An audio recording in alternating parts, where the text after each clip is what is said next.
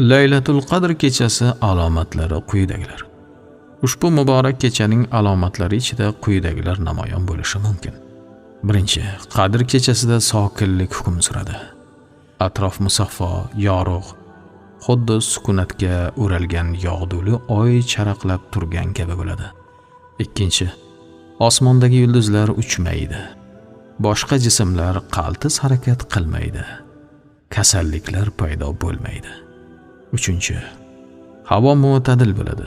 Juda issiq ham, juda sovuq ham bo'lmaydi.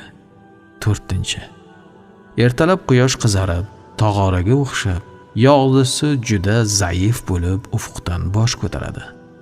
Sababi o'sha tun va kunda ko'p farishtalar yerga tushib chiqib turishi oqibatida quyosh nurlarini ham to'sib qo'yadilar.